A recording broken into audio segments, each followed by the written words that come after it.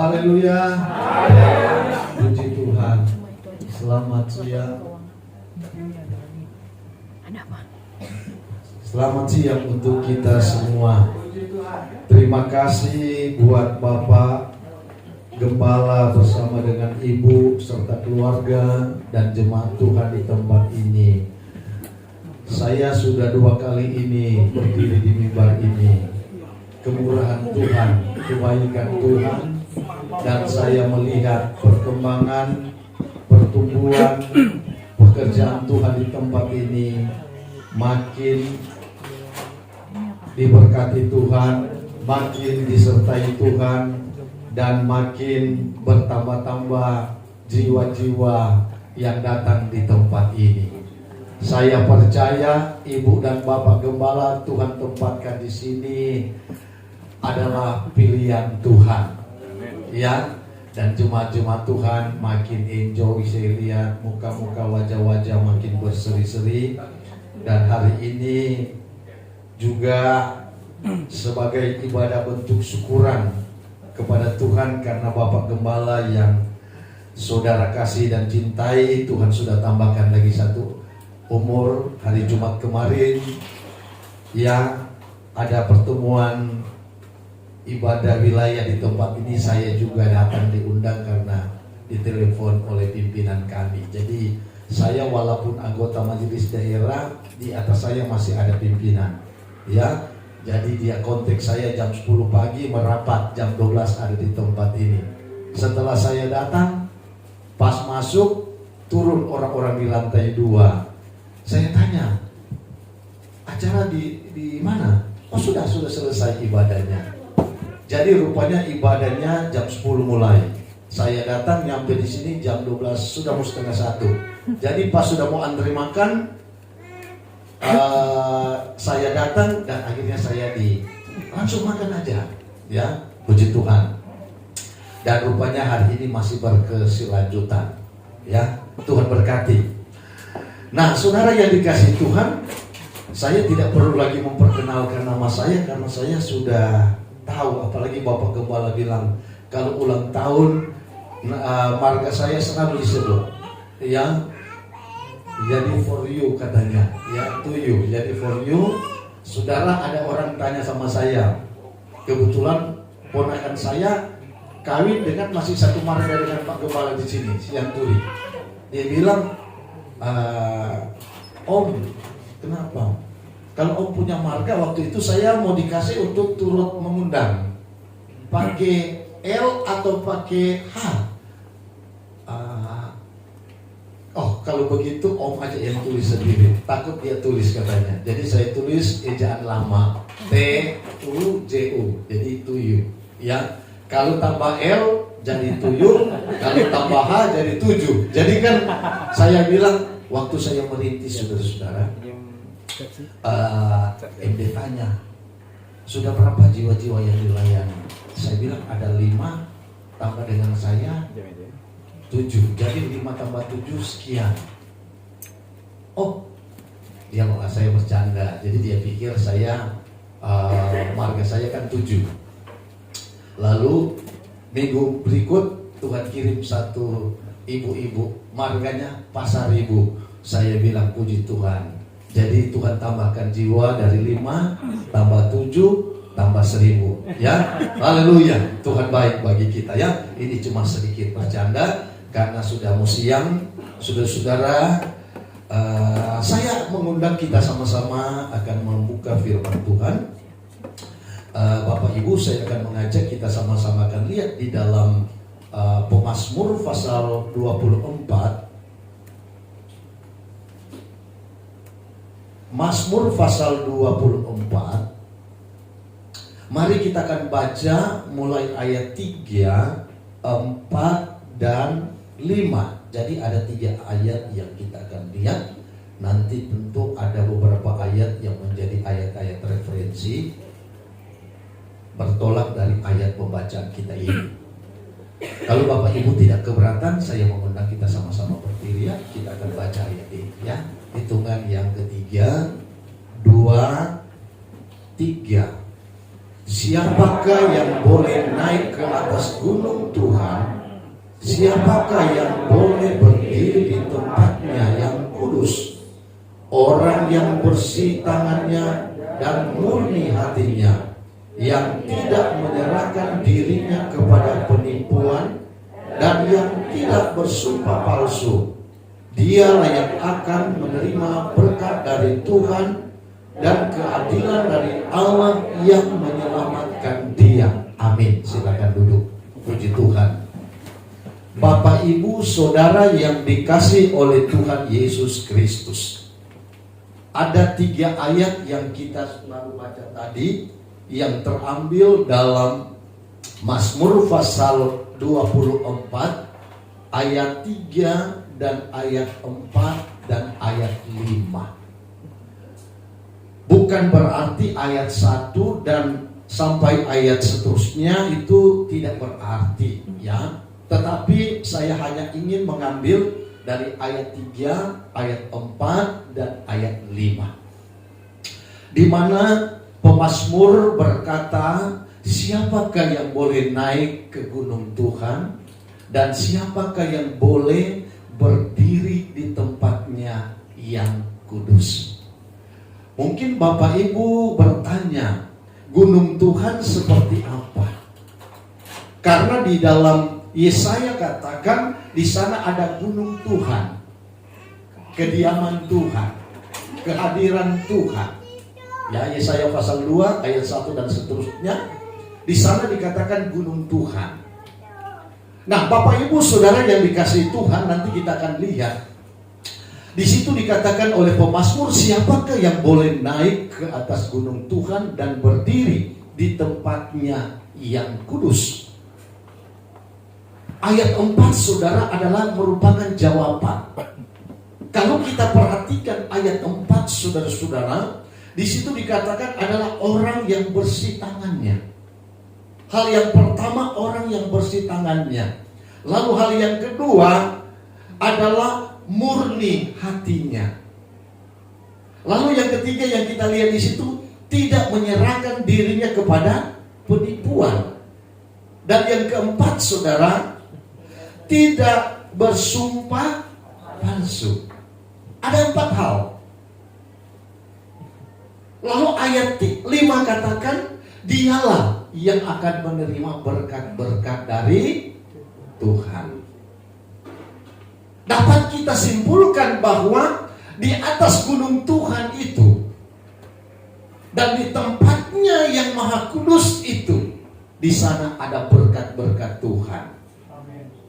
Tentu saya dan saudara sangat mengharapkan dan merindukan bahwa berkat-berkat yang dijanjikan oleh Tuhan itu bagi semua orang-orang yang mengasihi Tuhan, yang mencintai Tuhan, yang hidup taat terhadap firman Tuhan, dialah yang akan mendapatkan. Amin Bapak Ibu. Tuhan tidak pernah salah. Kalau Bapak Gembala, Ibu Gembala di sini diberkati Tuhan, Tuhan tidak pernah salah untuk membawa berkat kepada keluarga hamba Tuhan. Kalau jemaat Tuhan diberkati Tuhan, Tuhan tidak pernah salah untuk memberkati jemaat Tuhan.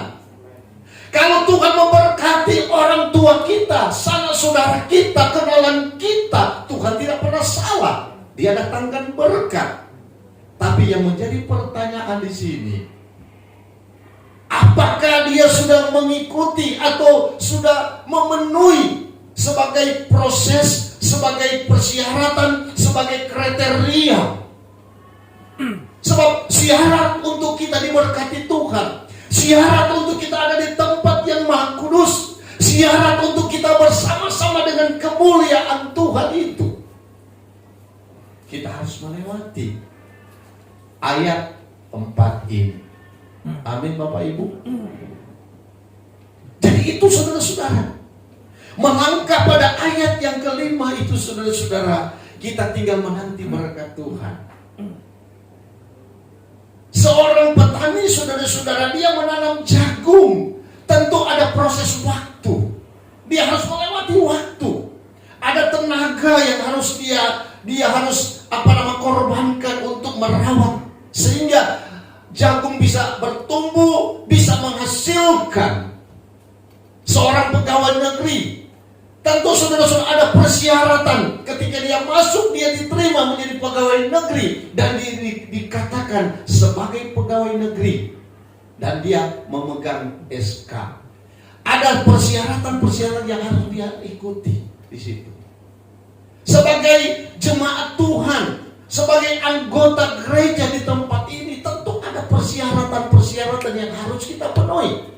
Setelah kita penuhi, kita menjalankan aturan-aturan yang ada. Kita sebagai warga negara Indonesia, ada persyaratan-persyaratan yang harus kita penuhi. Kita tentu bayar pajak rumah kita, bayar pajak kita punya mobil, punya motor, dan lain sebagainya. Lalu kita sebagai warga kerajaan sorga, ada persyaratan bukan? Ada persyaratan yang harus kita penuhi. Dan setelah kita dikatakan sebagai warga kerajaan sorga, kita harus mengikuti aturannya. Makanya Alkitab bilang, jagalah keselamatan itu dengan takut dan gentar. Karena keselamatan itu Tuhan bisa cabut loh, pindah ke lain. Tuhan bilang masih banyak yang membutuhkan keselamatan, bukan cuma lu. Keselamatan Tuhan beri secara cuma-cuma bagi kita, tapi Tuhan juga bisa ambil kapan saja ketika Tuhan lihat kita tidak konsisten dengan keselamatan yang Tuhan beri bagi saya dan saudara. Nah, Bapak Ibu, saudara-saudara, kita akan kembali kepada ayat yang saya katakan tadi. Siapakah yang boleh naik ke atas gunung Tuhan? Dan siapakah yang boleh berdiri di tempatnya yang maha kudus? Adalah orang yang bersih tangannya, murni hatinya. Amin. Lalu yang ketiga, tidak menyerahkan dirinya kepada penipuan. Keempat, tidak bersumpah palsu. Saudara-saudara, ini kelihatan berat, sulit untuk kita jalani, untuk kita penuhi. Sulit sukar, saudara-saudara. Tapi mau tidak mau, suka atau tidak suka, kalau saudara mau diberkati Tuhan, saudara mau lihat pertolongan Tuhan, saudara mau lihat mujizat Tuhan, saudara lakukan itu. Ada berkat, ada mujizat Tuhan. Nah, Bapak Ibu Saudara yang dikasih Tuhan, menjadi pertanyaan di sini.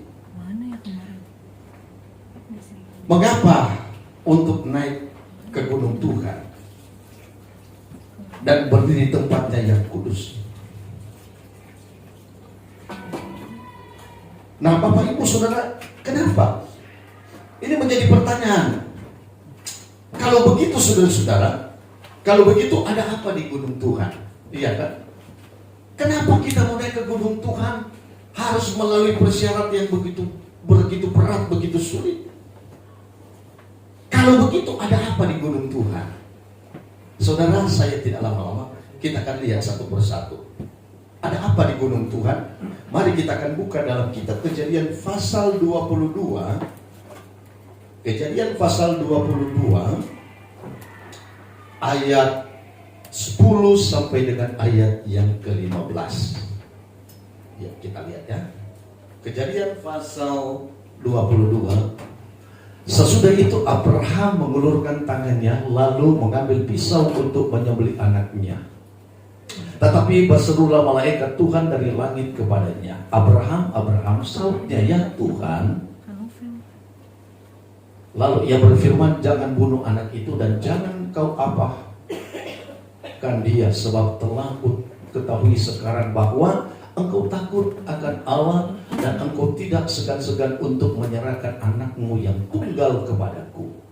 Lalu Abraham menoleh dan melihat seekor domba jantan di belakangnya yang tanduknya tersangkut dalam belukar. Abraham mengambil domba itu lalu mengorbankannya sebagai korban bakaran pengganti anaknya. Dan Abraham menamai tempat itu Tuhan menyediakan. Sebab itu sampai sekarang dikatakan orang, di atas gunung Tuhan akan sediakan. Ini jawaban. Bapak Ibu Saudara yang dikasihi Tuhan, kalau kita akan melihat kenapa Abraham diberkati Tuhan. Abraham diberkati Tuhan baik dia di dunia, di sorga juga dia diberkati Tuhan. Itulah manusia yang luar biasa. Di bumi dia sudah senang, di bumi dia luar biasa, fasilitasnya semua ada. Di sorga juga dia diberkati Tuhan. Dia adalah orang yang takut Tuhan. Dia adalah orang yang menjaga hidupnya dan dia hidup konsisten dengan Tuhan. Satu ketika Tuhan menguji dia. Dalam usia yang tua, Tuhan baru genapi janjinya. Alkitab bilang sudah 100 tahun dan istrinya Sarah sudah 90 tahun. Secara medis sudah tidak bisa lagi, sudah kering, sudah tidak berhaid lagi. Bayangkan kalau seorang wanita sudah tidak ada haid lagi, saudara, artinya sudah tidak berproduktif lagi, sudah mati haid. Tapi tiba-tiba dia bisa hamil dan melahirkan anak dalam usia yang tua. Tuhan bermujizat dan janji Tuhan itu lama atau cepat ditepati. Amin. Yang menjadi persoalan seringkali kita berdoa hari ini, kita datang ibadah hari ini, kita tuntut hari ini, maunya kita, Tuhan ikut cara kita, Tuhan ikut mau kita. Tuhan ingin saudara kita ikut cara Tuhan, mau Tuhan. Abraham dia ikut cara Tuhan, dia ikut mainnya Tuhan, ada mekanismenya Tuhan. Abraham ikuti. Akhirnya di usia tua Tuhan kasih anaknya. Tapi saudara lihat, setelah usia remaja Tuhan bilang sama Abraham, Abraham, ambil itu anak, kamu bawa di gunung, korbankan dia. Mungkin hanya sepatah kata aja Abraham bilang sama istrinya, Ma, Tuhan bilang bawa ini Ishak. Kemana? Ke gunung. Untuk apa? Untuk dikorbankan. Memang tidak dicatat seperti itu. Tapi saudara lihat, ketika Tuhan katakan kepada Abraham, ambil itu anak, bawa.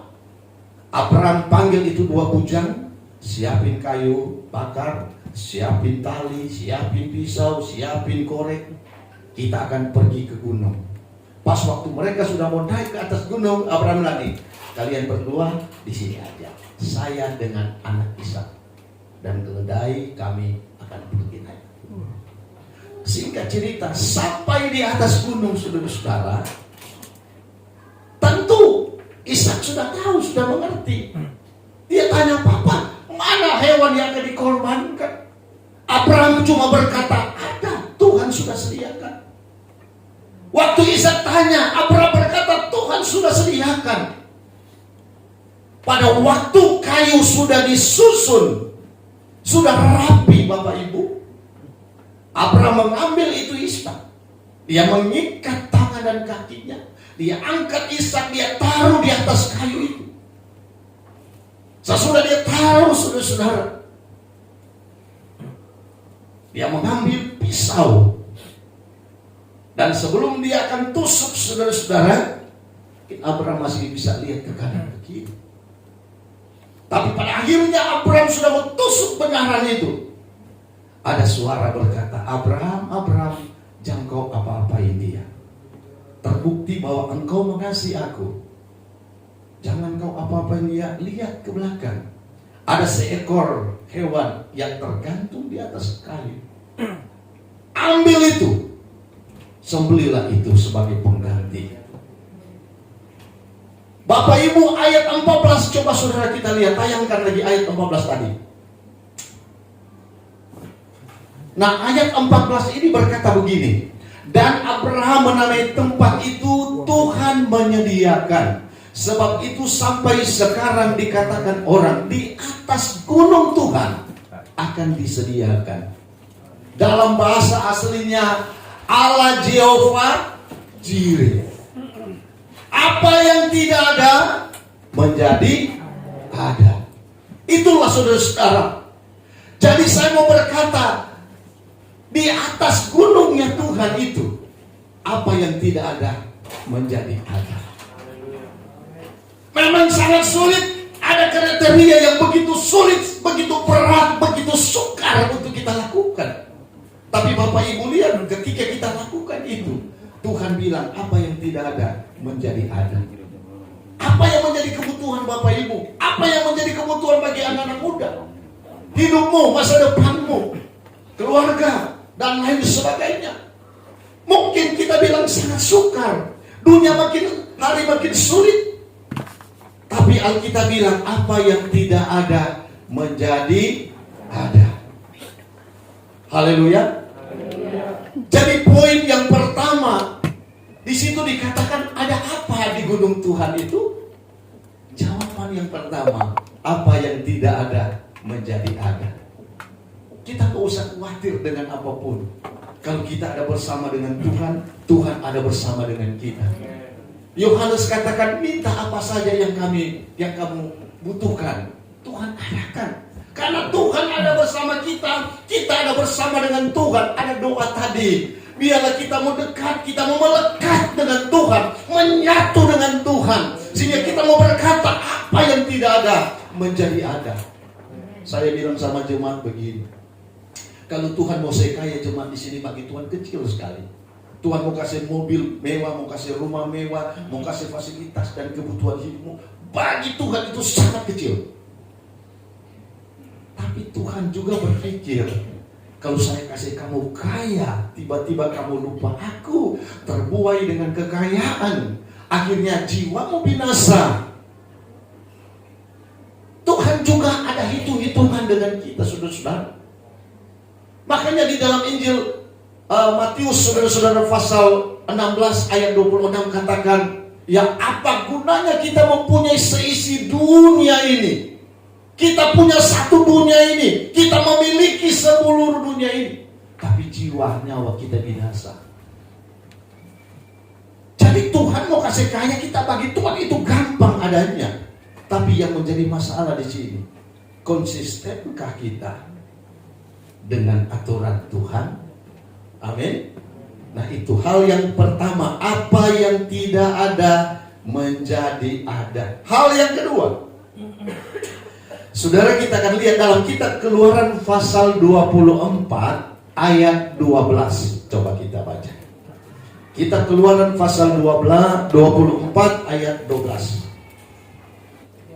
Keluaran pasal 2. Tuhan berfirman kepada Musa, naiklah menghadap aku ke atas gunung dan tinggallah di sana, maka aku akan memberikan kepadamu loh batu, yakni hukum dan perintah yang telah kutuliskan untuk diajarkan kepada mereka. Saudara, Musa dapat 10 hukum ada di mana? Di atas gunung. Waktu Musa ada di atas gunung, saudara-saudara, Tuhan memberikan perintah, Tuhan memberikan firman. Ada 10 hukum firman yang Tuhan berikan kepada Musa, dan itulah Musa bawa itu kepada bangsa Israel. Kenapa bangsa Israel diberkati Tuhan? Karena melalui firman yang didapati Musa di gunung. Jadi di atas gunung Tuhan ada firman Tuhan yang Tuhan sampaikan. Dan Bapak Ibu ada di tempat ini, ada firman yang Tuhan berikan kepada Bapak Ibu. Bangsa Israel diberkati Tuhan. Bangsa Israel sampai hari ini mereka pintar dan lain sebagainya karena firman. Ada jemaat bilang begini, Om, apa alasannya sampai ini Israel pintar-pintar dan lain sebagainya? Saya bilang, mau jadi pintar, mau. Jadi rahasianya dulu, waktu bangsa Israel keluar dari Mesir, saudara-saudara, 40 tahun mereka Tuhan beri makan mana dari sorga turun. Jadi bayangkan itu 40 tahun itu makan mana dari sorga. Itulah yang membuat mereka jadi cerdas. Itulah yang membuat mereka jadi pintar. Kalau zaman sekarang supaya kamu pintar ada obat khusus, ada makanan khusus, saudara. Ya, ada tetangga kami orang Cina. Waktu lahir, lalu tiba-tiba dia kasih makan. Saya nanya sampai dunia sekarang dia nggak kasih tahu. Tapi anak itu 1 tahun lebih itu istri saya gendong, seringkali titip ke kami, ya. Cerdas, memang cerdas anak itu. Juara juga. Masuk di sekolah Tarakanita di Citaraya. Juara. Cerdas orangnya. Tapi sampai dunia ini saya tanya dia nggak tahu. Dia nggak tahu. Mungkin rahasia mereka ya. Tapi orang Batak juga banyak orang pintar-pintar saudara-saudara. Ya, cuma karena makan ikan mas aja itu saudara. Ya, haleluya. Tapi saya mau berkata, firman Allah itu yang membuat kita jadi cerdas. Bangsa Israel cerdas, bangsa Israel diberkati, mereka dipelihara Tuhan selama 40 tahun. Kalau kita mau jadi cerdas, kita mau diberkati Tuhan, baca firman. Sebelum tidur baca firman, bangun tidur baca firman. Amin. Bagaimana kita mau cerdas? Kita aja nggak pernah baca firman, ditanya di kantor, Papa, di mana ya? Karena begitu besar kasih Allah, maka Ia telah mengaruniakan anak yang tunggal. Barang siapa yang percaya kepada Dia tidak binasa, melainkan beroleh hidup yang kekal. Di mana? Tunggu, saya mau cari. Saya mau buka dulu ini map. Saya mau kuliah HP. Saudara-saudara, jadi kita mau diberkati Tuhan. Alkitab berkata, saudara, di atas gunung Tuhan ada firman. Firman yang memberkati kita. Coba kita lihat dalam 2 Timotius pasal 3 ayat 16. Coba lihat. Kita lihat gunanya, manfaatnya dari firman. 2 Timotius pasal 3 ayat 16.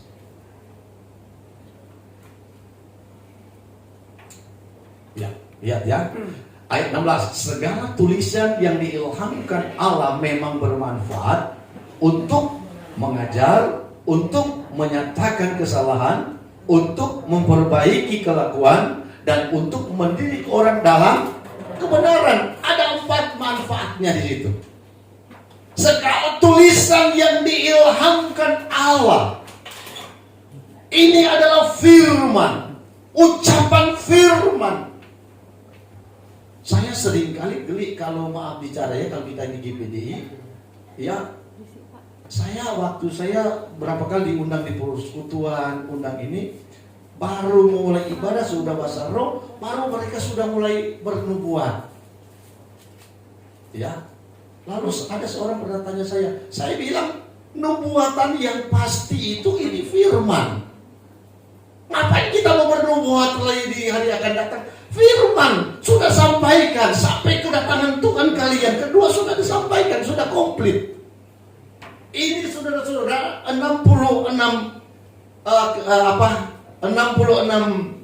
buku ini saudara-saudara. Kalau 66 kita berarti banyak kitab kita kan. Jadi 66 buku saudara-saudara itu sudah sah. Itu adalah isinya firman Tuhan. Itu adalah perkataan Tuhan. Allah telah menubuatkan, menyampaikan firman Allah lewat Alkitab yang kita pegang ini. Nah, Alkitab bilang segala tulisan yang diilhamkan oleh Allah itu sangat bermanfaat bagi kita. Adalah untuk mengajar kita. Kita diajar, kita dididik, kita diarahkan. Supaya kita tahu, kita mengerti, saudara-saudara. Diajar kita. Agar kita dapat memahami dan kita mendapat pengetahuan dari firman. Sesudah itu kita lakukan itu firman Tuhan. Maka dalam kitab Ulangan pasal 28 ayat 1, jika engkau mendengar firman dengan baik-baik dan melakukan dengan baik, maka Tuhan akan memberkati kita.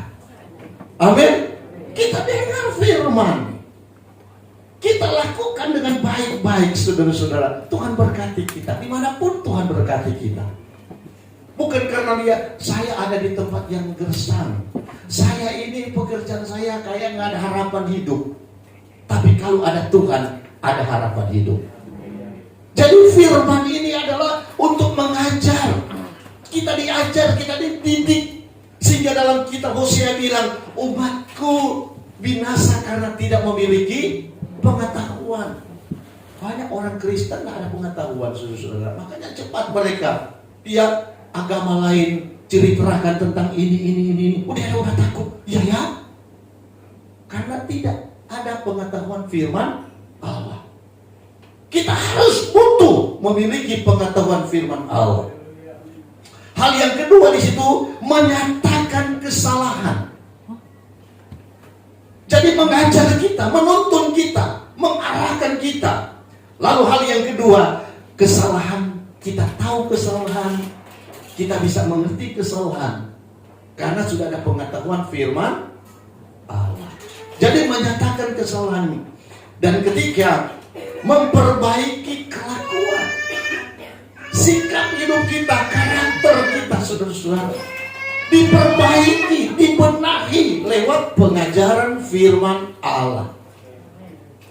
Kalau jemaat Tuhan rajin datang ibadah, lalu masih begitu-begitu, itu dipertanyakan. Bukan firman yang tidak kencang, tidak kuat, tapi hidupnya nggak mau untuk memperbaiki. Saya bilang sama jemaat bilang begini, jangan mengharapkan terjadinya perubahan jika tidak berawal dari diri kita sendiri. Kita mengharapkan ada perubahan, tapi saya bukan kampanye itu, saudara-saudara. Ya. Jangan kita mengharapkan terjadinya perubahan tanpa berawal dari diri kita sendiri. Amin. Kita mau berubah, kita mau setia sama Tuhan. Kita mau berubah, kita mau doa. Saya mau berjanji sama istri, saya mau setia sama Tuhan. Apapun yang terjadi, saya mau setia. Begitu juga seorang istri, Pak, saya tetap mau setia. Kalau Papa datang mungkin masak itu agak terlambat karena saya ada berdoa baca firman, nggak apa-apa. Amin. Karena perubahan itu berawal dari diri kita sendiri. Bagaimana kita mengharapkan terjadi perubahan sedangkan diri kita sendiri tidak mau berubah? Jadi perubahan itu berawal dari diri kita sendiri. Haleluya. Jadi mengawali tahun 2024 ini, mari kita mengambil satu tekad bahwa terjadinya perubahan itu berawal dari diri kita sendiri. Ya, haleluya, puji Tuhan. Ya, saya nggak suka yang lain itu jangan diidentikan dengan kampanye, saudara-saudara. Ya, mau kasih duit pun saya ambil duit, saya nggak pilih dia. Haleluya. Jadi itu menyatakan kesalahan, memperbaiki kelakuan, dan yang keempat, mendidik orang dalam kebenaran. Mendidik orang dalam kebenaran. Hanya firman yang bisa mengatur, yang bisa memperbaiki sikap hidup kita ini. Amin. Jadi kalau ibu-ibu, ya gimana suami saya ini? Ya, saya ceritakan jemaat saya ya, supaya saudara tersinggung. Om, tolong doakan. Kenapa? Aduh, suami saya ini dia sudah berjanji nggak merokok, dan betul dia tidak merokok. 3 tahun kemudian dia agak stres katanya karena pekerjaan, merokoklah dia. Dia bilang, Ma, ampuni saya mau berubah, Ya, satu ketika anaknya merokok. Ya, dia bilang, jangan merokok ini nih. Papa juga merokok. Akhirnya dia bilang, itu Om ada khotbah kemarin, jangan mengharap terjadi perubahan kalau Papa sendiri tidak mau berubah. Akhirnya saudara papanya, kalau begitu dia ambil rokoknya, dia hancurin, dia buang. Saya nggak mau merokok, awas kamu merokok. Anaknya juga takut, tidak merokok. Jadi saudara, kita lihat kerja firman Allah begitu nyata. Jadi Bapak Ibu, hal yang kedua, apa yang tidak ada menjadi ada. Hal yang pertama, hal yang kedua, bahwa di atas gunung Tuhan ada firman Tuhan. Amin. Nah, hal yang ketiga, kita lihat hal yang ketiga. Mari kita akan baca dalam Injil Matius pasal 17 ayat 1 dan ayat 4 sampai ayat 4. Matius pasal 17. Ya, kita akan baca ya, ada 4 ayat. 6 hari kemudian Yesus membawa Petrus, Yakobus dan Yohanes saudaranya, dan bersama-sama dengan mereka ia naik ke sebuah gunung yang tinggi. Di situ mereka sendiri saja. Lalu Yesus berubah rupa di depan mata mereka, wajahnya bercahaya seperti matahari, dan pakaiannya menjadi putih bersinar seperti terang. Maka nampak kepada mereka Musa dan Elia sedang berbicara dengan dia. Kata Petrus kepada Yesus, Tuhan, betapa bahagianya kami berada di tempat ini. Jika engkau mau, biarlah kudirikan di sini 3 kemah, 1 untuk engkau, 1 untuk Musa, dan 1 untuk Elia. Singkat cerita Bapak Ibu, satu ketika Yesus membawa beberapa murid mereka naik ke atas gunung. Ketika mereka sampai di atas gunung, kemuliaan Tuhan turun menjamah mereka. Setelah mereka dijamah, akhirnya Petrus bilang begini, Guru atau Tuhan, betapa indahnya kami ada di sini. Saya baru kali ini mengalami keluarbiasaan ini. Oleh sebab itu izinkanlah kami Tuhan. Kami ingin mendirikan kemah, 1 untuk Musa, 1 untuk Elia, dan 1 untuk Tuhan. Kemah. Saudara, Bapak Ibu, untuk mendirikan kemah itu tidak semudah itu.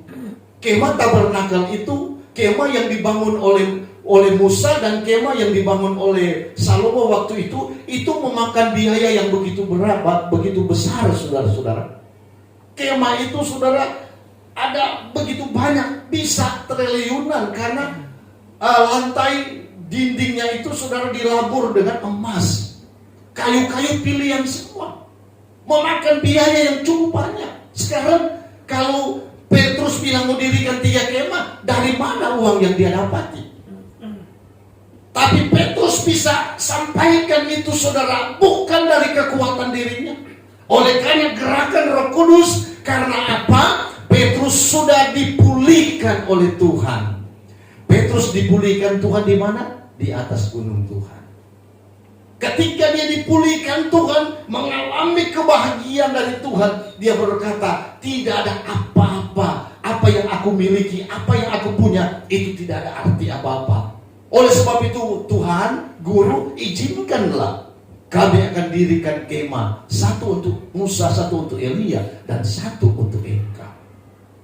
Rasa cinta, rasa kasih, rasa kepedulian Petrus terhadap Tuhan. Murid-murid Yesus termasuk Petrus dikenal orang-orang pelit, saudara-saudara. Nggak mau memperhatikan yang lain. Contohnya waktu Yesus memberi makan, ribuan orang datang kepada Yesus. Ya, lalu murid-murid bilang, Yesus, itu mereka ikut kita. Terus kita mau kasih makan dengan apa? Beri makanlah. Berusahalah kamu kumpul makanan. Petrus dan murid bilang, nggak ada, kami cuma bawa untuk kami makan. Nah, saudara-saudara, tetapi perhatikan pada Injil Matius pasal 17 ayat 1 ini. Dengan spontanitas Petrus berkata, Guru, kami akan dirikan. Petrus mengalami ada keluarbiasaan yang dia alami di dalam dirinya. Dia dipulihkan sehingga dia sampaikan seperti itu. Di dalam Mazmur 116 ayat 12 katakan, dengan apakah aku dapat membalas semua kebajikan yang Tuhan sudah berikan kepada saya. Waktu Daud mengalami berkat Tuhan, waktu Daud mengalami pemulihan dari Tuhan, Daud bilang, Tuhan izinkan aku untuk mendirikan rumah ibadah. Tapi Tuhan tidak izinkan dia. Tuhan bilang, nanti anak kamu yang akan membangun rumah Allah ini. Bapak Ibu Saudara yang dikasihi Tuhan, kalau kita di atas gunung Tuhan, kita mendapat pemulihan dari Tuhan. Nah, kalau kita dipulihkan oleh Tuhan, kita ingat kebaikan Tuhan, kita ingat kasih sayang Tuhan, kita ingat betapa Tuhan mengasihi saudara dan saya. Ibu tadi yang pimpin pujian bilang, anaknya sakit-sakit tidak ada harapan untuk umur panjang. Tapi kenyataan sampai hari ini, Tuhan kasih kuat, Tuhan kasih sehat. Itu bagian dari kebaikan Tuhan. Amin. Saya ada karena kebaikan Tuhan. Berapa tahun yang lalu saya celaka, mobil hancur, pangkal paha ini hancur. 3 rumah sakit besar di Indonesia menolak. Mereka bilang ke Penang, saya nggak punya duit. Saya berdoa, akhirnya ada beberapa pendeta bilang, bawa di Manado, di Urut aja. Saya melangkah di sana dengan iman. Dan saya bilang, kalau Tuhan masih kasih saya kasih hidup. Kalau saya tidak bisa berjalan seperti ini, Tuhan, saya saya pasrah. Saya melangkah dengan iman. Sampai di sana Tuhan Uru, darah Yesus. Dia begini, ini berat Pak Gembala, ini berat. Butuh doa, butuh pergumulan. Istri saya doa puasa. 2 minggu kemudian saya tidur di sofa, bunyi kerak. Saya bilang, apa ini? Tapi tidak rasa sakit. Besoknya saya pergi ke tukang urut dan saya sampaikan ketika dia sementara urut, saya bilang, Om Berti, kemarin saya tidur di sofa, bunyi ini. Dia bilang, Tuhan Yesus lagi operasi katanya. Saya katakan amin, puji Tuhan. Dia urut saya kurang lebih 15 menit. Sesudah itu kami pergi. Tidak jauh dari tempat itu ada rumah sakit Katolik besar. Saya pergi di sana. Lalu di ronsen kembali dan saya lihat hasilnya. Besok saya antar ke tukang urut. 2 hari kemudian saya antar. Dia bilang, ini sudah mulai bagus. Sudah mulai bagus. Jadi semua tulang-tulang yang hancur, yang yang berpisah-pisah itu sudah mulai kumpul dan sudah menjadi satu. Dia bilang berat, tapi karena mujizat Tuhan. Saya katakan saya ada sampai hari ini karena mujizat Tuhan. Sampai Polsek Kelapa II bilang, orangnya mati ya. Oh, innalillahi wa inna ilaihi raji'un. Saya bilang, itu ada di kursi roda di belakang. Dan saya masih diberikan kesempatan untuk hidup. Semua karena anugerah Tuhan. Bapak Gembala hari ini Tuhan kasih 1 umur lagi. Semua karena anugerah kasih sayang.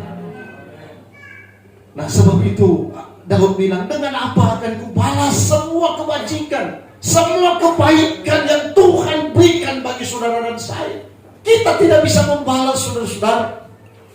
Kita sudah diselamatkan, kita sudah diberkati Tuhan, keluarga rumah tangga kita utuh, anak-anak kita sampai hari ini sehat kuat. Itu semua karena anugerah Tuhan, kebaikan Tuhan yang Tuhan berikan bagi Bapak Ibu. Mari kita syukuri, kita berkata terima kasih buat semua yang terbaik yang Engkau sudah berikan bagi kami. Ini adalah tanda ucapan syukur kami. Kami bersama dengan jemaat kami mau berkata, Tuhanku hebat, Tuhanku baik. Amin. Tuhan itu baik bagi kita. Jadi saya mau berkata, di atas gunung Tuhan, apa yang tidak ada menjadi ada. Kedua, di atas gunung Tuhan ada firman Tuhan yang mengajar bagi kita.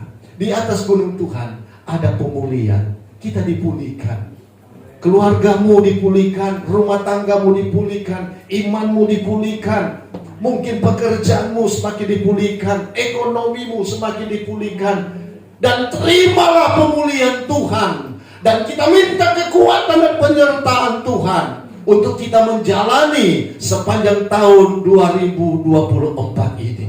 Kita tidak tahu apa yang akan terjadi di hari-hari yang akan datang. Tapi yang jelas Alkitab bilang bahwa kita akan mengalami masa yang sukar, masa yang sulit, saudara-saudara. Tidak ada satu manusia pun yang dapat mengatasi masalah yang sulit, yang besar yang akan terjadi di dunia ini. Tapi kita orang-orang percaya, dipelihara, dijaga, dilindungi, dan disertai Tuhan. Kita tidak usah takut. Bukankah Yesus berkata, ketika Yesus dia terangkat ke surga, dia turunkan Roh Kudus. Lalu dia bilang, aku tidak akan meninggalkan kamu sebagai yatim piatu. Aku akan kirim penolong bagimu untuk menyertai kamu sampai kesudahan alam. Orang lain bisa mengecewakan kita, bahkan orang sedekat kita pun bisa mengecewakan kita. Ingat, ada satu oknum, Yesus tetap setia. Hari ini, besok, dan sampai selama-lamanya. Kita terus setia di dalam Tuhan. Amin. Kalau toh kita sakit, kita sembuh. Kita sakit, kita sembuh. Ya itu wajar, kita manusia, saudara-saudara. Ya, kita manusia, wajar, saudara. Tapi tetap jangan tinggalkan Tuhan. Kita terus dan terus pegang Tuhan itu. Jangan sampai dia tinggalkan kita. Amin. Ingat kasih setia Tuhan, ingat kebaikan Tuhan, saudara-saudara ya. Daud bilang, dengan apa akan kubalas segala kebajikan, semua keselamatan, semua kebaikan, semua perhatian Engkau sudah beri bagi aku. Izinkan aku untuk berbuat sesuatu untuk Engkau. Sekarang menjadi pertanyaan, Tuhan sudah tolong kita, Tuhan sudah pulihkan, apa yang kita bisa berikan kepada Tuhan? Kontribusi apa? Tuhan tidak membutuhkan harta benda kita. Tuhan tidak juga membutuhkan apa kekuatan kita dan lain sebagainya. Tapi Tuhan hanya membutuhkan kita tetap konsisten dengan Tuhan. Amin. Konsisten dengan Tuhan. Dia tidak butuh itu. Dia cuma minta kamu konsisten dengan aku. Ingatlah, aku akan terus dan terus bersama dengan engkau. Berkat dan mujizat Tuhan terus menjadi bagian di dalam hidup kita ya. Kita terus semangat dan Tuhan terus memberkati kita. Dan selalu saya katakan begini ya, tidak selamanya orang yang sakit-sakit itu umur pendek. Tidak juga selamanya orang sehat-sehat itu umur panjang. Hidup kita ada di tangan Tuhan. Amin. Oleh sebab itu kita terus bersyukur, kita berterima kasih atas kebaikan Tuhan di dalam hidup kita ini. Ya, Tuhan Yesus memberkati. Selamat ulang tahun buat Bapak Gembala. Selamat juga hari ulang tahun untuk anak-anak sekolah minggu di sini. Puji Tuhan, dari sekian sekarang sudah 30 orang. Dan saya percaya kali berikut saya datang sudah tambah banyak lagi. Tuhan punya nama dipuji, Tuhan punya nama dipermuliakan ya. Terima kasih buat Bapak Ibu Gembala, terima kasih buat semua jemaat Tuhan. Tuhan berkati, dan acara selanjutnya saya serahkan kepada Bapak Gembala. Haleluya.